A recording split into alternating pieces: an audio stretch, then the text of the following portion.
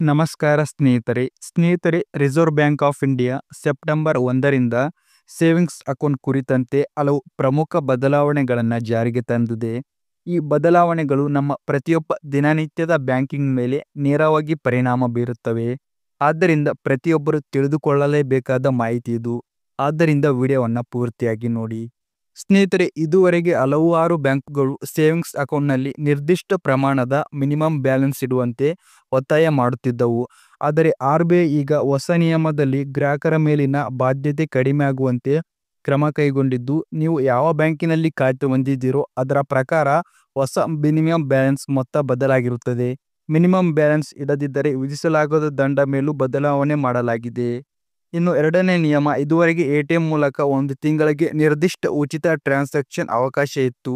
ಆದರೆ ಈಗ ಸೆಪ್ಟೆಂಬರ್ 1ರಿಂದ ನೀವು ಉಚಿತ ಮಿತಿ ಮೀರಿದರೆ ಹೆಚ್ಚುವರಿ ಶುಲ್ಕ ಪಾವತಿಸಬೇಕಾಗುತ್ತದೆ. ಈ ಶುಲ್ಕವನ್ನು ಪ್ರತಿಯೊಂದು ಬ್ಯಾಂಕ್ ಪ್ರತ್ಯೇಕವಾಗಿ ನಿಗದಿಪಡಿಸುತ್ತದೆ. ಆದರೆ RBI ಮಾರ್ಗಸೂಚಿಯಂತೆ ಮಿತಿಯೊಳಗೆ ಇರಬೇಕು.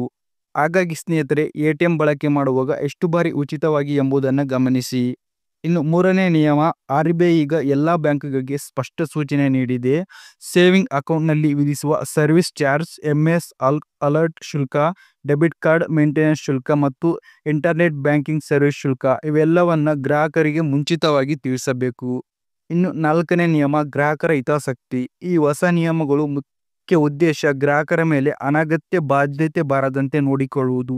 ಎಲ್ಲ ಬ್ಯಾಂಕ್ಗಳಲ್ಲಿ ಪಾರದರ್ಶಕತೆ ತರುವುದು, ಗ್ರಾಹಕರು ತಮ್ಮ ಹಣದ ನಿರ್ವಹಣೆಯನ್ನು ಸುಲಭವಾಗಿ ಮಾಡಿಕೊಳ್ಳಲು ನೆರವಾಗುವುದು.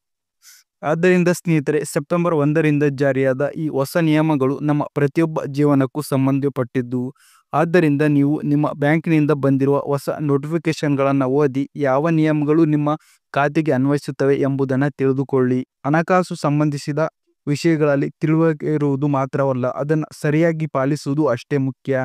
ಈ ವಿಡಿಯೋ ನಿಮಗೆ ಉಪಯುಕ್ತವಾಗಿದೆ ಅನಿಸಿದರೆ ಲೈಕ್ ಮಾಡಿ, ಶೇರ್ ಮಾಡಿ. ಮತ್ತಷ್ಟು ಇಂಥ ಬ್ಯಾಂಕಿಂಗ್ ಅಪ್ಡೇಟ್ಗಾಗಿ ನಮ್ಮ ಚಾನಲ್ನ ಸಬ್ಸ್ಕ್ರೈಬ್ ಮಾಡೋದನ್ನು ಮರಿಬೇಡಿ.